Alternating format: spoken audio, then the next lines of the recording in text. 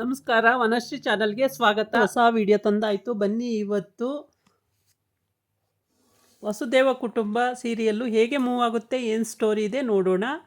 ಅದಕ್ಕಿಂತ ಮುಂಚೆ ನನ್ನ ವಿಡಿಯೋಕ್ಕೆ ಸಬ್ಸ್ಕ್ರೈಬ್ ಮಾಡ್ಕೊಳ್ಳಿ, ಹಾಗೆ ಒಂದು ಲೈಕ್ ಕೊಡಿ. ಗೀತಾ ಮತ್ತು ಅವಳ ತಂಗಿ ಇಬ್ಬರು ಇಲ್ಲಿ ವಾದ ವಿವಾದಕ್ಕೆ ನಿಂತಿದ್ದಾರೆ. ಯಾಕೆ ಅಂತ ಅಂದರೆ ಅವಳ ತಂಗಿಗೆ ದುಡ್ಡು ಕೊಟ್ಟರೆ ನಾನೇ ಹೋಗಿ ತೊಗೊಂಡು ಬರ್ತೀನಿ ಮೆಟೀರಿಯಲ್ಸು ಅಂತ ಅವಳು. ಈ ಗೀತಾ ಹೇಳ್ತಾಳೆ, ಇಲ್ಲ ನಾನೇ ತೊಗೊಂಡು ಬಂದು ಕೊಡ್ತೀನಿ ಅಂತ ಇವಳು ಹೇಳ್ತಾಳೆ. ಅದಕ್ಕೆ ಅವಳಿಗೆ ಇಷ್ಟ ಆಗಲ್ಲ. ನಾನು ನನ್ನ ಫ್ರೆಂಡ್ಸು ಹೋಗಿ ತೊಗೊಂಡು ಬರ್ತೀವಿ, ನೀನು ದುಡ್ಡು ಕೊಡಕ್ಕ ಸಾಕು ಅಂತ ಕೇಳ್ತಾಳೆ. ಆಮೇಲೆ ಕೊನೆಗೆ ಕೊಡಲ್ಲ ಅಂತ ಹೇಳಿ ಲಾಸ್ಟಲ್ಲಿ ಸಿಟ್ಟು ಬಂದು ನನಗೆ ಬೇಕೇ ಬೇಕು ದುಡ್ಡು ಅಂತ ಹಠ ಮಾಡ್ಕೊಂಡು ಕೂತಾಗ, ಆಯಿತು ತಗೋ, ಅದೇನು ಮಾಡ್ಕೋತೀಯ ಮಾಡ್ಕೊ ಅಂತೇಳಿ ಗೀತಾ ಕೊಡ್ತಾಳೆ. ಮತ್ತು ಹೆಚ್ಚು ಕಮ್ಮಿ ಎಚ್ಚರ ಇರಬೇಕು, ಹುಷಾರಾಗಿರಬೇಕು ಹೆಣ್ಮಕ್ಳು ಅಂತೇಳಿ. ಹಂಗಾರೆ ಏನು ಪ್ರಪಂಚದಲ್ಲಿ ಯಾವ ಹೆಣ್ಮಕ್ಳು ಆಚೆ ತಿರ್ಗೋದೇ ಇಲ್ವಾ, ನಾನು ಒಬ್ಳೇನಾ ಅಂತ ಹೇಳ್ಕೊಂಡು ಹೋಗ್ತಾಳೆ. ಹೋಗುವಾಗ ಎಡಗ್ತಾಳೆ, ಅಲ್ಲೇ ಎಡಗಿ ಬೀಳೋಕ್ಕಾಯ್ತಾಳೆ. ನೋಡು, ಹೆಣ್ಮಕ್ಳು ಎಷ್ಟು ಹುಷಾರಾಗಿದ್ರು ಸಾಲದು, ಎಡಗಿ ಬೀಳೋಕ್ಕಾಗಿದೆಯಾ, ಸ್ವಲ್ಪ ಒಂದು ನಿಮಿಷ ಕೂತು ಹೋಗು ಅಂತ ಹೇಳ್ತಾಳೆ ಅವರಮ್ಮ. ಸುಮ್ಮನಿರಮ್ಮ, ಹಳೆ ಕಾಲದರಂಗೆ ಏನೇನೋ ಹೇಳಬೇಡ ನೀನು ಅಂತೇಳಿ ಅವಳು ಹೊರಟೇ ಬಿಡ್ತಾಳೆ.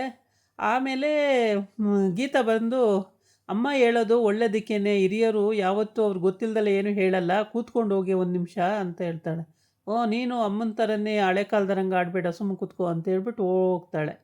ಅವಳು ಹೋಗ್ತಾಳೆ. ಆಮೇಲೆ ಗೀತಾ ಅಲ್ಲಿ ಅವ್ರದ್ದು ಟೇಲರಿಂಗ್ ಶಾಪಿಗೆ ಹೋಗ್ತಾಳೆ. ಅಲ್ಲೋಗಿ ಅವಳ ಗಂಡನೂ ಅಲ್ಲಿಗೆ ಬಂದಿರ್ತಾನೆ. ಆಮೇಲೆ ಗಂಡ ಹೆಂಡ್ತಿ ಇಬ್ಬರು ಬಟ್ಟೆ ಹೊಲಿಯೋಕ್ಕೆ ಅಂತ ಇನ್ನೇನು ಕೂರಬೇಕು ಅನ್ನೋಷ್ಟರೊಳಗೆ ಗೀತಾ ಅಷ್ಟಕ್ಕಿಂತ ಮುಂಚೆ ಅವರಮ್ಮ ಗೀತಂಗೆ ಹೇಳ್ತಾಳೆ, ತಿಂಡಿ ಮಾಡಿಕೊಂಡು, ಕಾಫಿನೂ ಕುಡ್ದಿಲ್ಲ, ತಿಂಡಿ ಮಾಡಿಕೊಂಡು ಹೋಗು ಗೀತಾ ಅಂತ ಹೇಳ್ತಾಳೆ. ಹೊಟ್ಟೆ ತುಂಬತಮ್ಮ, ಯಾವ ಊಟನೂ ತಿಂಡಿನೂ ಬೇಡ ಏನೂ ಬೇಡ ಅಂತ. ಅಂದರೆ ಈಗ ಅಕ್ಕ ಭಾವ ನಮ್ಮನೇಲಿರೋದ್ರಿಂದ ಅವ್ರು ಹೇಳ್ದಂಗೆ ನಾವು ಕೇಳಬೇಕಾ ಅಮ್ಮ ಅಂತ ಇವಳು ಕೇಳ್ತಾಳಲ್ವ. ಅದಕ್ಕೆ ಅವಳಿಗೆ ಬೇಜಾರಾಗೋಗುತ್ತೆ.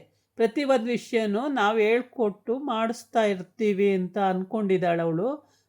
ಅವಳಿಗೆ ಸ್ವಾತಂತ್ರ್ಯ ಇಲ್ಲ ಅನ್ನಂಗೆ ಆಗಿಬಿಟ್ಟಿದೆ.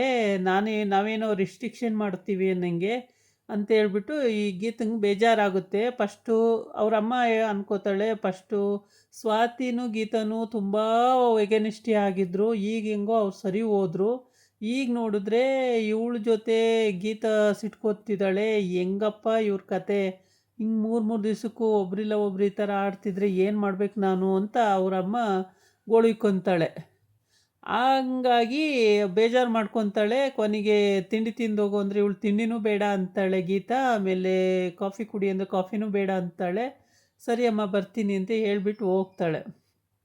ಅಲ್ಲೋಗಿ ಗಂಡ ಹೆಂಡ್ತಿ ಇನ್ನೇನು ಬಟ್ಟೆ ಹೊಲಿಯಕ್ಕೆ ಕೂರಬೇಕು ಅನ್ನೋವಾಗ ಫೋನ್ ಬರುತ್ತೆ. ಫೋನ್ ಬಂದಾಗ ಹಲೋ ಯಾರು ಅಂತ ಕೇಳ್ತಾನೆ. ಆವಾಗ ಹೀಗೆ ಮೊನ್ನೆ ಧಾರಾವಾಹಿಗೆ ಬಂದಿದ್ರಲ್ಲ ಅವ್ರ ಮ್ಯಾನೇಜರು ಅಂತ ಹೇಳ್ತಾನೆ.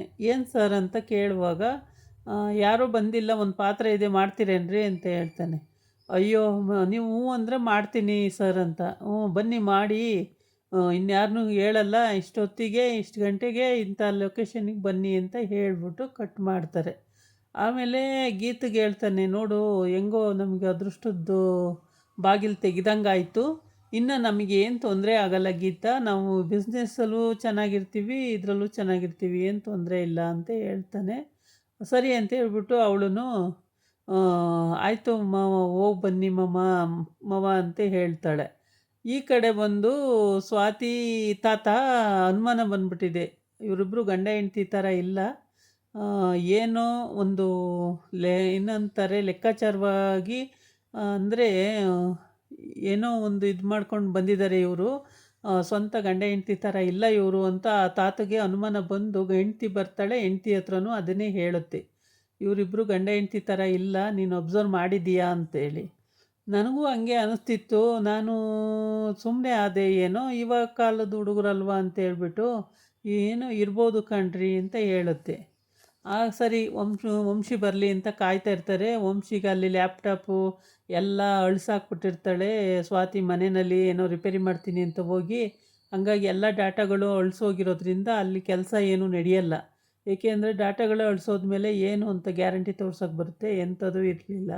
ಹಾಗಾಗ್ಬಿಟ್ಟು ಅವ್ನು ಮನಸ್ಸಿ ಬೇಜಾರಾಗಿ ಅವರಿಗೆಲ್ಲ ರಜೆ ಕೊಟ್ಟು ಮನೆಗೆ ಬರ್ತಾನೆ. ಮನೆಗೆ ಬಂದು ಸಪ್ಪೆ ಮುಖ ಮಾಡಿಕೊಂಡು ಸುಮ್ಮನೆ ಕೂತ್ಕೊತಾನೆ. ಅದಕ್ಕೆ ಅವರಮ್ಮ ಕೇಳ್ತಾಳೆ, ಏನಕ್ಕಪ್ಪ ಸಪ್ಪೆ ಮುಖ ಮಾಡ್ಕೊಂಡು ಕೂತ್ಕೊಂಡಲ್ಲೋ ಅಂತ.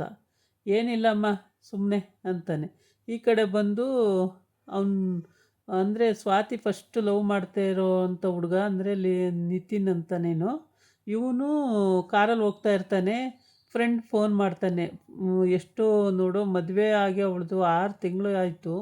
ನೀ ನೋಡಿದ್ರೆ ಅವಳು ಜಪಾನೆ ಮಾಡ್ತಾ ಕೂತಿದ್ದೀಯಾ, ಅವಳ ಗಂಡನ ಜೊತೆ ಹಾಯಾಗಿದ್ದಾಳೆ, ನೀ ನೋಡಿದ್ರೆ ಅವಳು ಜಪಾನೆ ಮಾಡ್ತಾ ಕೂತಿದ್ದೀಯಾ ಅಂತ ಫ್ರೆಂಡ್ ಬೈತಾನೆ. ಹಂಗೇನಿಲ್ಲಪ್ಪ ಹಂಗೇನಿಲ್ಲ, ಬರ್ತೀನಿ, ಟೈಮೇ ಸಿಕ್ಕಿಲ್ಲ, ಬರ್ತೀನಿ ಅಂತ ಹೇಳ್ತಾನೆ. ಹಂಗೆ ಅಂದ್ಕೊಂಡು ಆಯಿತು ಈ ತಕ್ಷಣಕ್ಕೆ ಸಿಗ್ತೀನಿ ಅಂತ ಹೇಳಿಬಿಟ್ಟು ಫೋನ್ ಇಡ್ತಾನೆ. ಅಷ್ಟೊತ್ತಿಗೆ ಈ ಸ್ವಾತಿ ತಂಗಿ ಅವಳ ಫ್ರೆಂಡ್ಸು 3 ಜನ ಒಂದೇ ಸ್ಕೂಟಿಲಿ ಬರ್ತಾ ಇರ್ತಾರೆ. ಹೆಲ್ಮೆಟ್ ಇರಲ್ಲ ಏನಿಲ್ಲ. ಅಲ್ಲಿ ನಿಲ್ಲಿಸ್ಬಿಟ್ಟು ಹೆಲ್ಮೆಟ್ ಇಲ್ದಲೇ ಬರ್ತಾವ್ರಲ್ಲ 3 ಹುಡುಗಿರು ಇವ್ಯಾವಪ್ಪ ಅಂತ ನೋಡ್ತಾನೆ. ಅದರಲ್ಲಿ ಒಬ್ಬಳು ಸ್ವಾತಿ ತಂಗಿ ಆಗಿರ್ತಾಳೆ. ಹಾಗಾಗಿ ಸರಿಯಾಗಿ ನೋಡ್ತಾನೆ. ನೋಡಿದಾಗ ಸ್ಕೂಟಿಲಿ ಪೆಟ್ರೋಲ್ ಖಾಲಿಯಾಗಿರುತ್ತೆ. ಯಾರಿಗೋ ಪೆಟ್ರೋಲಿಗೆ ಫೋನ್ ಮಾಡು ಅಂತ ಯಾರೋ ಫ್ರೆಂಡ್ ಪೆಟ್ರೋಲ್ ತೊಗೊಂಡು ಬರ್ತೀನಿ ಅಂತ ಹೇಳ್ತಾನೆ. ಹಂಗಾಗ್ಬಿಟ್ಟು 3 ಜನ ಅಲ್ಲೇ ನಿಂತ್ಕೊಂಡಿರ್ತಾರೆ. ಒಂದು ಸೆಲ್ಫಿ ತೊಗೊಳ್ಳೋಣ ಕಂಡ್ರೆ 3 ಜನ ಅಂತೇಳ್ಬಿಟ್ಟು ಒಂದು ಸೆಲ್ಫಿ ತೊಗೊಳ್ತಾ ಇರ್ತಾರೆ. ಸೆಲ್ಫಿ ತೊಗೊಳ್ತಾ ಇದ್ದಾಗ ಯಾರೋ ಕಳ್ಳ ಬಂದು ಮೊಬೈಲ್ ಕಿತ್ಕೊಂಡು ಓಡಿಬಿಡ್ತಾನೆ. ಆಯಿತಾ, ಅದನ್ನು ನೋಡ್ತಾ ಇದ್ದವನು ಇವನು ಮೊಬೈಲ್ ಕಿತ್ಕೋಬೋದ್ನಲ್ಲ ಅಂತೇಳಿ ಕಾರಿಂದ ಕೆಳಗಿಳಿದು ಅವನ್ನ ಬೆರೆಸ್ಕೊಂಡು ಹೋಗಿ ಮೊಬೈಲ್ನ ಕಿತ್ಕೊಂಡು ಬಂದು ಅವ್ರ ಕೈಗೆ ಕೊಡೋದಂಥ ಸೀನಿದೆ.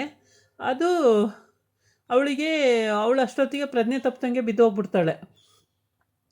ಬಿದ್ದೋದಾಗ ಆಮೇಲೆ ಇವನೇ ಅವಳನ್ನ ಎತ್ತಿ ನಿಲ್ಲಿಸಿ, ಈ ಹುಡುಗಿರಿಬ್ಬರು ಥ್ಯಾಂಕ್ಸು ನೀವು ಬಂದು ಸಹಾಯ ಮಾಡಿದ್ರಿ ಹಾಗೆ ಅಂತ ಫಸ್ಟು ಗಾಬರಿಯಾಗಿ ಹೋಗ್ತವೆ. ಮೊಬೈಲ್ ಕಿತ್ಕೋದ್ನಲ್ಲ, ಯಾರು ಕಾಪಾಡಿ ಕಾಪಾಡಿ ಕಾಪಾಡಿ ಅಂತೇಳಿ ಕೂಗಾಡ್ತವೆ. ಆಮೇಲೆ ಕಿತ್ಕೊಂಡ್ಬಂದು ಕೊಟ್ಟ ಮೇಲೆ ಸಮಾಧಾನವಾಗಿ ಮಾತಾಡ್ತವೆ. ಅವಳ ಸ್ವಾತಿ ತಂಗಿಗೆ ಗೊತ್ತಿತ್ತೋ ಇಲ್ಲವೋ ಗೊತ್ತಿಲ್ಲ, ಆದರೆ ಇವತ್ತೇ ಹೊಸ್ದಾಗಿ ಗೊತ್ತಾಗ್ತಿರೋದು. ಸ್ವಾತಿ ಸ್ವಾತಿ ಅಂದರೆ ಇವನು ಒಬ್ಬ ಮಾವನ ಮಗನೇ ಇರಬೇಕು. ಇವಳಿಗೆ ಇವನು ಒಬ್ಬ ಮಾವನ ಮಗನೇ ಇರಬೇಕು. ಇದಾಗಿತ್ತು ಇವತ್ತಿನ ವಿಡಿಯೋ. ನಾಳೆ ಇನ್ನೊಂದು ವಿಡಿಯೋ ಜೊತೆ ಬರ್ತೀನಿ. ನಮಸ್ಕಾರ.